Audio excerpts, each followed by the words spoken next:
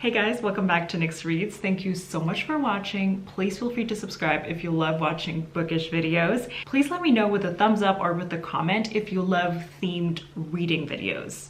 I'm so excited for this video. This was a month-long reading project for me where I read 4 books from 4 authors I have previously loved, but for some reason I've never gotten around to pick up another series or another book by them.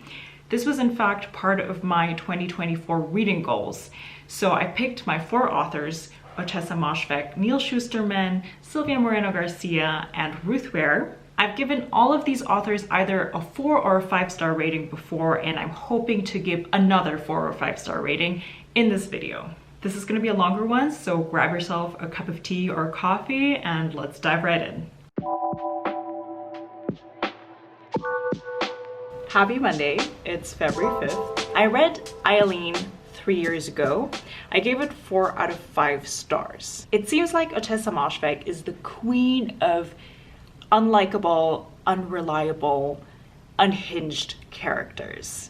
Eileen is an anti-hero full of self-loathing in a very peculiar situation, and weird things happen in this book. If you like weird books in general, then this is an author you need to check out. 2 nights ago, I finished the first chapter of my year of rest and relaxation, which is about 1/3 of the book. It's pretty short. I didn't realize that. As the title suggests, this is a book literally about a young woman who wants to sleep for an entire year. The narrator, who I think remains unnamed unless I grossly overlooked that detail, is a very wealthy New Yorker. She's a WASP. She comes from a lot of privilege, a lot of money. On top of that, she also looks like a model. She is described as tall, skinny, blonde, beautiful, and she herself is also aware of that privilege, of the pretty privilege, but she doesn't really care for it. So in this book, we start off by this woman kind of waking up out of that hibernation because she can just actually sleep for an entire year. She sometimes gets up to go to the local bodega to fill herself with a bit of food and coffee, and then she goes right back to sleep. And in the beginning, it seems like she achieves this by self-medicating a lot. Turns out though, she is seeing the worst psychologist on the planet, who describes her this array, this multitude of medication for the side effects on purpose, not for what the medication is intended for. Clearly there's something going on in her life that she just really wants to escape. There's also Riva, who is kind of like a frenemy for our main character. She kind of hates this person, and yet she keeps coming around. It's a very weird, very odd relationship. In all of this strangeness, there were some genuine laugh out loud moments. I was laughing to myself when I was reading this in bed. It is a very specific flavor that is meant to give you the ick, but it is so captivating and it makes the characters so incredibly interesting, and it makes you want to read on. So far so good. Good evening from a few days later. Today was an office day and I managed to read a bit during my commute. I am now about 60% all the way into this book. What remains the same is that this book is still very blunt, incredibly absurd. And I don't know if I mentioned this, but this is 100% an adult work of fiction. There's a lot of sexual content in here. It's very crass, which I like. A lot of those vile, intrusive thoughts that people wouldn't let themselves go there, it's actually written down in this book. It's very amusing to me, but again, maybe not for everybody. Somebody might read this book and think, wow, this is disgusting on many levels. What changed in this next part that I read is how much more insight we get into the narrator's life and past. There's really not a lot happening in this book, right? We mainly live in the narrator's head and we look at what happened in the past and we live through a lot of memories. We also get a deeper glimpse into this relationship that she had with an ex that was very manipulative. He was very gaslighty, and how this contributes to her mental state at the moment. She continues to see her psychiatrist, Dr. Tuttle, who keeps being utterly unprofessional and unhelpful. I don't think the word depression has ever been used so far, but there's a very heavy hint that this is what is going on. Resulting from that, this apathy that she feels towards absolutely everything. I'm really enjoying every single page. It's definitely living up to my expectations. This is basically what I wanted from this book, what I thought it would be. My boyfriend made dinner tonight. We have this old recipe card from Make Good Food. Doesn't it look so delicious? It's Anna Karenina over there. We're eating in front of the TV tonight and we're watching Death and Other Details, which is a closed circle murder mystery. Good evening, it is Saturday and I'm just quickly getting ready because we're gonna go to the movies tonight and watch Anyone But You with Sydney Sweeney because my sisters have been telling me that it's a super fun rom-com. I have one chapter left. There was kind of a lull there for about 10 pages or so where I thought, okay, this is kind of slower now, and I was afraid that it's going to be like this for the end of the book, until the end of the book, but it picked up again. So yeah, I think the last chapter is going to be good. We're kind of back to that very odd humor. And there were, once again, a lot of moments that made me laugh out loud just by how absurd they were and how frank our protagonist is with her thoughts and just completely inappropriate. Hello friends, today is February 13th, so the day before Valentine's Day, and I just came back through the door from a little quest that I did during my lunch break, and that is to get a nice bouquet of flowers. I watched a video the other day on Instagram where a woman was saying that most men, the first time they ever receive flowers is at their funeral. And I thought that that is very sad, and I noticed I've never given flowers to my boyfriend. So I'm gonna put these in water now and surprise him with these. So my flower surprise turned into a double flower surprise. These are so nice. Good morning, friends. It's the weekend. We had a very nice Valentine's Day. My boyfriend was very happy about the flowers, but his initial reaction was kind of funny. He thought that somebody else got me flowers already. He didn't think that they were for him. That shows how much he was not expecting it. And on the day itself, we had a nice dinner at an Afghan restaurant and had a lovely evening. So I have finished my year of rest and relaxation. Now let's talk about my final thoughts. She's a perfect example of an unlikable and unreliable character. You could say that she's a self-medicating, very bad person. Well, technically she's not self-medicating. She gets everything prescribed by Dr. Tuttle, her psychiatrist. But then again, she also lies to her psychiatrist a lot. But honestly, that psychiatrist needs to get her license revoked. There's really only a handful of characters in here. But I've always enjoyed whenever Riva, her frenemy, came onto the scene. Obviously, we only ever experience Riva through the eyes of our main character, who finds her at times quite repulsive. So that rubs off on you as the reader. But then you get glimpses sometimes of Riva as a person that make you think, okay, maybe she's not as bad. And I think we're just looking at her through a lens of self-hatred. And maybe that's why this relationship is so messed up. So in this book, where the goal is to grow less and less attached to life, as you read on, you learn why she wants to go in hibernation and why she keeps the people around even though they're not good for her. And a lot of questions like that, they all get answered slowly, but very effectively. Overall, this is such a great, fun character study. The beginning and the middle are very strong for me. Towards the end, there's a very abrupt change in tone to bring the story to a conclusion, but I think it was done a bit unbalanced, and maybe we could have just used another 20-30 pages for the ending to be just as strong as the beginning and the middle. That brings my overall rating for my year of rest and relaxation to a 4 out of 5 stars. I consider this a win for Ottessa Moshfegh. Hey guys, we're moving on to Neal Shusterman now. From this author, I have read 3 books. They're all part of the Arc of a Scythe series. They're a dystopian YA series. The first book, Scythe, I've given 5 stars to. The second book, Thunderhead, I also gave 5 stars to. And the third book, The Toll, I gave 4 stars to. But nevertheless, that book had made it on my best of list of, I think it was 2021. One book that sounds kind of interesting is written by him and Jared Shusterman, maybe his sibling. It's called Dry, but this is also a post-apocalyptic or dystopian type of book, so maybe this is a bit too close to Scythe. So instead, I'm going with Challenger Deep. Truthfully, I don't know a lot about this book. I want to go into this relatively blindly. It looks like this is about Caden Bosch, a teenager who suffers from mental health issues, but I do not know yet to what extent or what exactly is his diagnosis. This has an average rating on Goodreads of 4.14, which is fantastic. This one I decided I'm gonna listen to it as an audiobook. Good evening, guys. I'm about a third of the way into the audiobook of Challenger Deep, and I wanted to catch up with you.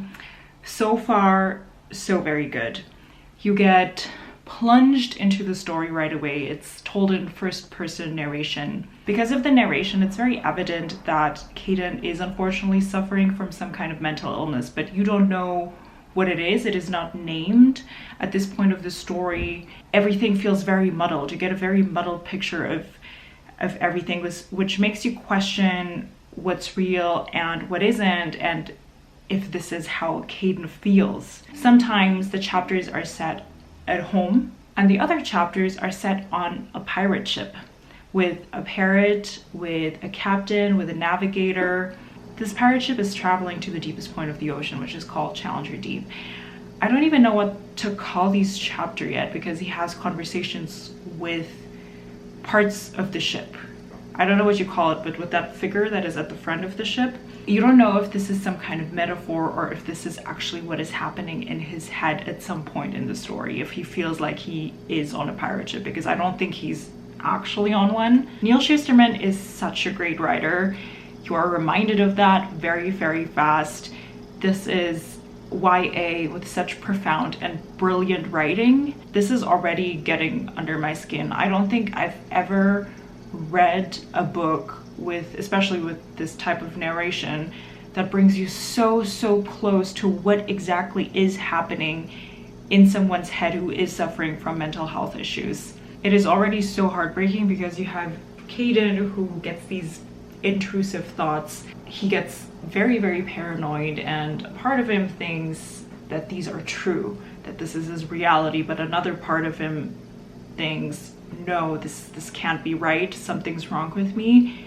His family is slowly catching on, but they think he's just having off days. I already have a feeling that this is going to be a brilliantly executed book, but I don't know if you can truly love a book like this that is so devastating. And knowing that there are people out there who really do feel this way, this is not a made-up scenario. On another note, I have the weekend to myself, and I just treated myself to sushi from an excellent restaurant, and I'm about to watch a thriller. I've never eaten from this restaurant, but I heard very good things. And now I'm about to start No Exit, which is a book-to-movie adaptation. I haven't read this thriller myself, but I heard pretty decent things about it. Happy Sunday. The movie that I watched yesterday, No Exit, was actually quite good. It's a fast-paced thriller, more brutal than I thought it would be. It's not gonna go down as a favorite movie, but it was good. I'm here to do a check-in on the part that I listened to yesterday for Challenger Deep. We're advancing in the story where now we get concrete descriptions of how Caden feels, and there's an acknowledgement from himself that there are different voices that he hears in his head. We witness him beginning to see a professional, and also at some point his parents checking him into a hospital.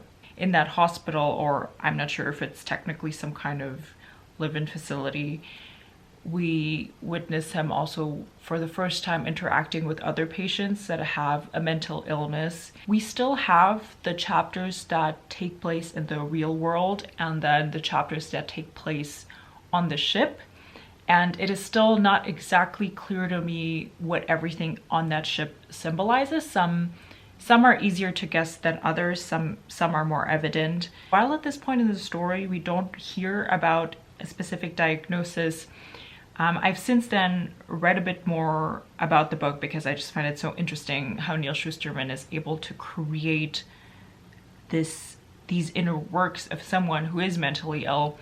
And it turns out that he based this book actually on his son who has schizophrenia. So I assume that that's where we're heading.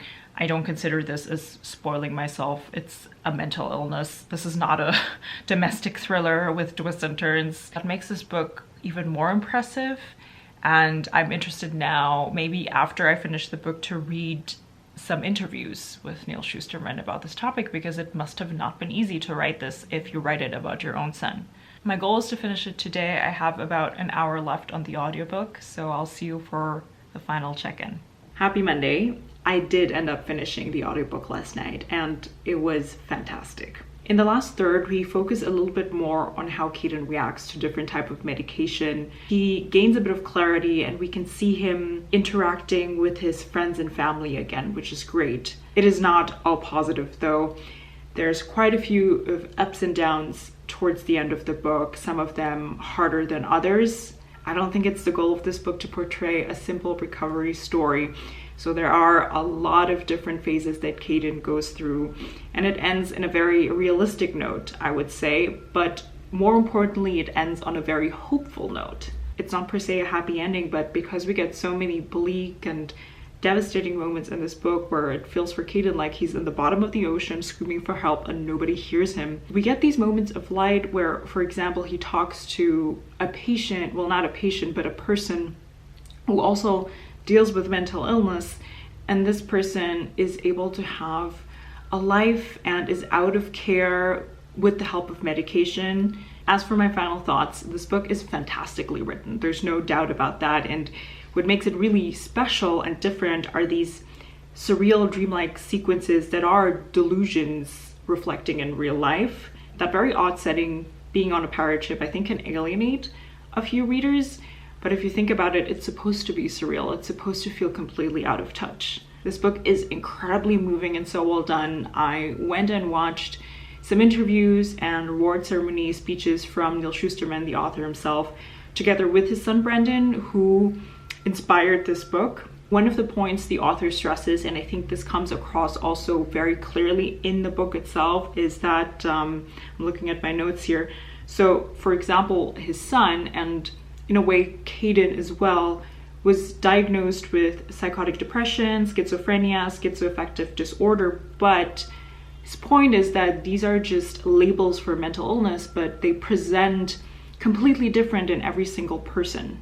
I also learned that the physical book actually features a lot of artwork from his son, who was drawing while he was suffering from an intense manic episode. So I think I'm gonna have to go out and buy a book so I can actually look at these drawings. This is such a great example of how powerful YA can be. I think a lot of people, and me included, I forget that YA can be like this. It doesn't have to be a fluffy romantic read with simple language where it's really just about someone having their first kiss. It can be so much more than that. And this book, although it is technically YA because the main character is 15, it doesn't matter if you read this at 16 or at 60. I think it's gonna be as powerful. My final rating for this book is 4.5 out of 5 stars. This also establishes Neal Shusterman is one of my favorite authors of all time, and I cannot wait to read more from him. All right, moving on to Ruth Ware. I read The Turn of the Key a few years ago by this author. I gave it 5 stars because it goes down in history as the book that has terrified me like no other. I chose to read The Woman in Cabin 10 by this author. The cover is so nice. I don't know if you can see that, but the raindrops are textured. I'm picking this because I already own it. I got this from the charity shop, I think a year or two ago. Opposed to Ottessa Moshfegh and Neal Shusterman, I am not expecting this to be brilliant writing, prose, or an amazing character study. This I'm reading for fun. I'm expecting this to be super fast-paced, that I will read this in a few sittings, and I hope that it's gonna be super intriguing and I want to keep reading. I hope it's a page turner. That's along the lines of what I'm expecting. I'm not expecting to find the next literary masterpiece. I just want to be entertained. It says on the back, with a churning plot worthy of Agatha Christie, Ruth Ware twists the wire on readers' nerves once again. Agatha Christie, huh? One of my favorite authors. That is big words for this book. Happy Friday. I'm on my lunch break and I cannot wait for the weekend to start. So I am about halfway through. I didn't mention what this book is really about because I didn't know. I wanted to go into it blindly anyways. For some reason, I thought that this is going to take place in a forest situation where you have like cabins in the woods, like chalets or cottages. I didn't realize, and it's actually so obvious, that this is a bullseye and this takes place on a cruise ship. When I noticed, my initial reaction was, I read one thriller set on a cruise ship last year and it made it to my worst off list. But it so happens that I'm watching Death and Other Details right now as the episodes are coming out. For me, it's on Disney Plus, which takes place on a cruise ship. It's like a locked room mystery type of show, so obviously up my alley. So it's actually kind of funny that I'm now also reading this book. Our protagonist, Lo, is a reporter who gets hired to write a puff piece on this new boutique cruise ship. The first evening on the ship, as she's getting ready for dinner, she knocks on the cabin beside her to borrow some makeup to get ready, where she briefly talks to a woman. And the following night, she hears a huge splash outside of her balcony. And she runs out to see what's going on, and she just thinks that she sees a hand disappearing in the water, and then there's this blood smear on the balcony next to her. So she basically calls for help, but it turns out nobody was ever supposed to be in the neighboring cabin, so nobody believes her. So far, I'm honestly not really connecting with Lo. She's, to be honest, extremely bad at her job. She is a very bad reporter. I mean, I know that it also has to do with her state of mind, because at the beginning of the book, she goes through something that really rattles her. So she gets on the ship and she's already pretty distracted, but yeah, she's really bad at her job, man. On top of that, she's drinking a lot of alcohol. So we're dealing with a point of view from a character that's obviously unreliable. And not so much into that, if I'm being honest. It very much reminds me, is it 10 years ago now? Or 5, Girl on the Train by Paula Hawkins, that kind of vibe. So let's see where this is gonna go. But to be honest, nothing about the character work or the writing is jumping out at me, which is fine for a thriller. I don't really expect that to be overly ambitious, but usually in thrillers, I then expect them to have a plot that makes me want to keep turning the page. But so far, I'm not experiencing that yet. I honestly think this is gonna go towards an underwhelming 3-star territory. I finished the book. It's quite bad. So one of my main issues with this is honestly the main character, Lo. Lo makes a bunch of very stupid decisions, if any. She's quite passive, if I'm being honest. There's not a lot that happens in this book. She's supposed to be a journalist of 10 years. She has no ability whatsoever to talk to people. The only time she's aware that she's technically there as a journalist to do a job is when she thinks about all the stuff that she should be doing. So she goes through these lists in her head, because we read it from her point of view, of stuff that she should be doing. She should be networking. She should be talking to this and that person. She's not doing any of that. She can't even be bothered to read the press pack that she gets in the beginning. She makes such weird decisions on who she trusts. Like, for example, there's this ex-boyfriend on the ship. Then what crosses her mind about this guy whose name is Ben is, Ben, surely not. If I could trust anyone on board this boat, it had to be him, right? Really? Him? An ex-boyfriend who left you because you have mental health issues and then goes ahead and grabs your boob without your consent? Somebody who gropes you and you knee him in the crotch? This is the one guy you think you can trust? This is a thriller, so obviously there's going to be twists and turns. And when that one twist came, I thought, wow, you have to really suspend your disbelief here, because this is very odd. And then the end was also just not very interesting in a way, because you don't even get to meet the main culprit. Honestly, I think I skimmed the last 50 or 100 pages because it was just so slow moving. So yeah, I was honestly bored. Not a lot was happening. There's some messages, emails in here in between the chapters to add to the suspense. Didn't care about them at all. Just in general, all the other side characters that are on the boat, because it's supposed to resemble a locked room mystery, extremely uninteresting, very uninteresting. Nobody has like a real motive. Plot worthy of Agatha Christie is a lie, a huge lie. So this is unfortunately not for me. This is a big miss. Now, I think this is one of the first books that the author wrote. This came out back in 2016. I didn't even realize it's that old. So to be honest, I'm not that salty about it because she has a bunch of other books. I'm not turned off from this author. I will still read different books, but I'm just not going to be in a hurry. I'm going to read other authors first. This was a completely different experience I had from when I read The Turn of the Key, because that book kept me on the edge of my seat. It was such a page turner. I was so anxious about everything that happened. I was so frightened. And this one, I was just bored. So unfortunately, this is a miss.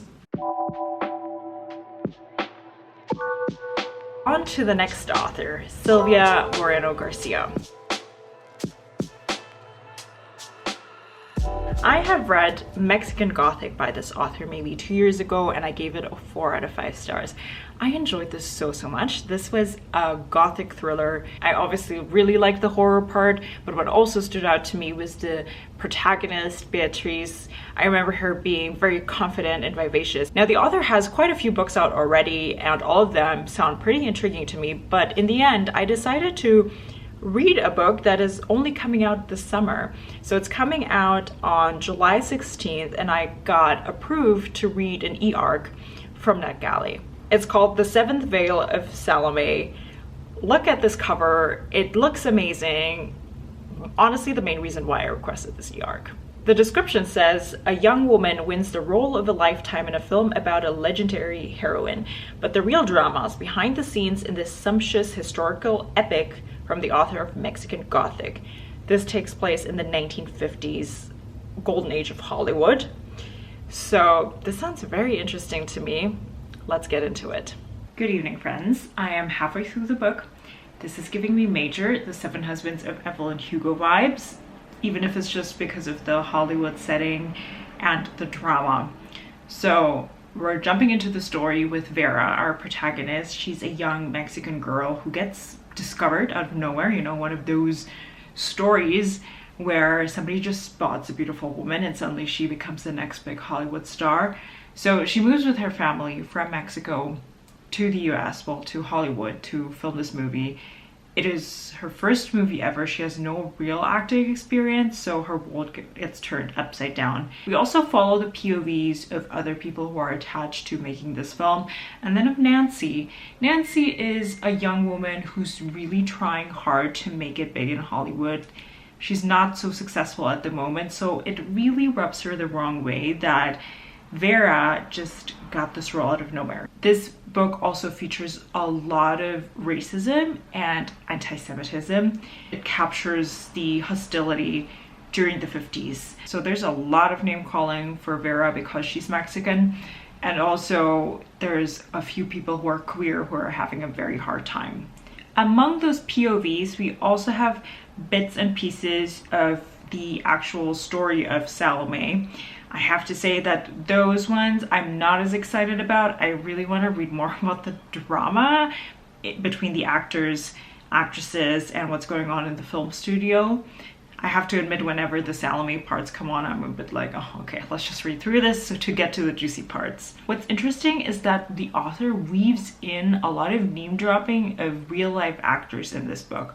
So she will mention people like Hedy Lamarr, James Dean, Ava Gardner, names that I've heard before, and sometimes when I feel like, okay, it looks like this actor or actress is not made up, I actually spend a lot of time looking up photos of these actors and actresses, and that really brings the glamour and the vibes of this era to life. But it seems like her actual figures in the story, they're made up. So far it's good, but I think it has to do a little bit more for me to cross into 4 and 5 star territory. So let's see how this goes.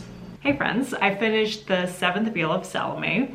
On a side note, I really like this filming setup. You can actually see that my bookcase is color coordinated. I might adapt this for all of my videos now. For the second half of the book, Vera continues to try to do a good job and getting more acclimatized to the world of Hollywood, to the other actors. Nancy remains super obsessed with the role that she lost to Vera, even though they don't really know each other.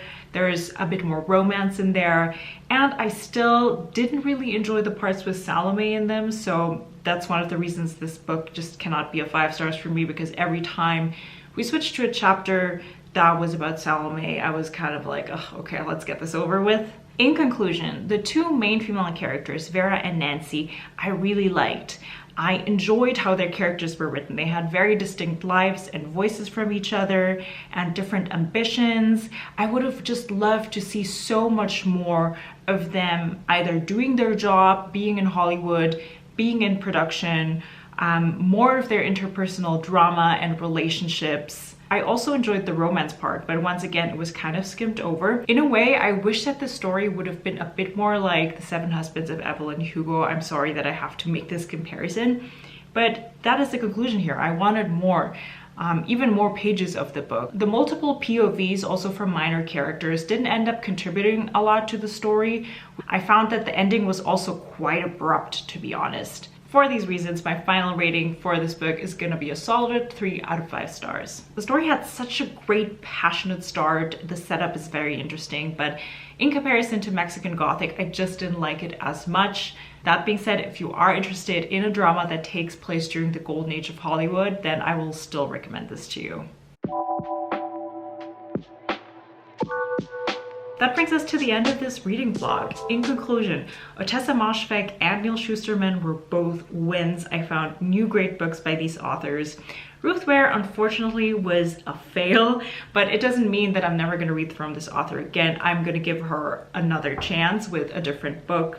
While Sylvia Moreno-Garcia was not quite a win, I still recognize that I am really into her writing style and into her characters, so once again, for this author, I will pick up another book. Maybe Ruth Ware and Sylvia Moreno-Garcia could be contenders for some kind of giving authors a third and last chance video. Let me know if you'd be interested in watching that. With book 3 and 4, I definitely started to forget to film some slice of life clips, so I'm sorry about that. I'll try to be better with it in my next reading vlogs. Please don't forget to let me know in the comments what you thought of the books that I had picked and if you've read them yourself. If you just want to let me know that you're still watching, why don't you leave me a rainbow emoji for my bookcase? Thank you so much for watching. Please subscribe if you love watching bookish videos, and I'll see you guys next time. Bye.